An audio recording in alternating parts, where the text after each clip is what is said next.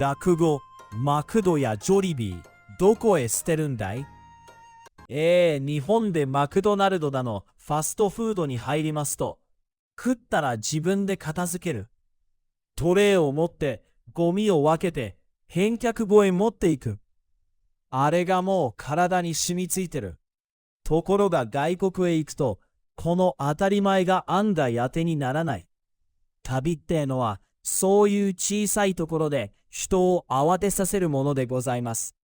師匠、フィリピンのマクドやジョリビーって食べた後どこへ捨てるんですか？日本と一緒だと思うよな。でも捨てるとこないんですよ。そこなんだ。日本人はまずゴミ箱を探す、返却を探す。トレイはどこへ返すんだってキョロキョロする。違うんですか？違う店が多い。フィリピンじゃ店によっては結構そのままテーブルにまとめておけばスタッフが下げる前提みてえな空気があるんだ。へえ、日本と違いますね。セルフじゃないんですね。そうだ、少なくとも自分で返却しなきゃ失礼と決めつけると血と空回りする。こっちは一生懸命ゴミ箱を探してるのに、向こうは置いとけばいいのにって顔をしてることがある。それは恥ずかしいですね。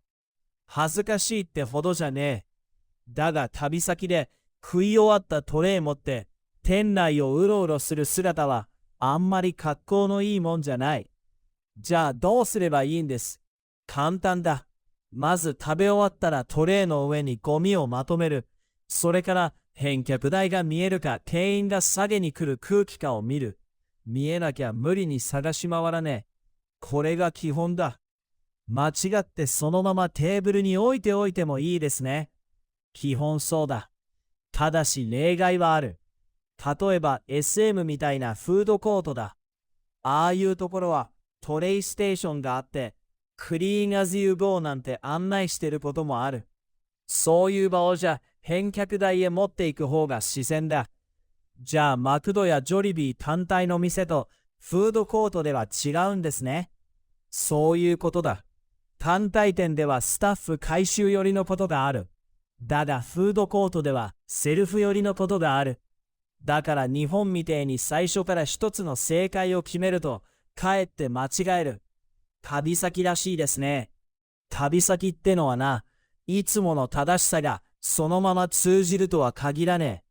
だから一番いいのはトレイにまとめて様子を見る。それで十分だ。つまりフィリピンのマクドやジョリビーは日本みてえに食ったら即ゴミ箱へ一直線とは限らねえ。スマイル0円じゃなくてトレイ回収0円ってこった。お後がよろしいようで。ここから師匠の Tips です。フィリピンのファストフード店では単体店舗だとスタッフが後で片付ける前提の店もあります。そのため日本の感覚で無理に返却後を探し回るとかえって不自然になることがあります。一方で SM などのフードコートではトレイステーションが置かれクリーンアズユーゴーの運用になっている例もあります。なので単体店とフードコートを分けて考えるのがコツです。実際の動き方は簡単です。食べ終わったらまずトレイの上にゴミをまとめる。その上で返却台が見えるなら持っていく。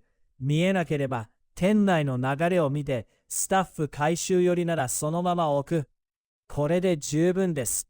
要するにまずまとめる。次に様子を見る。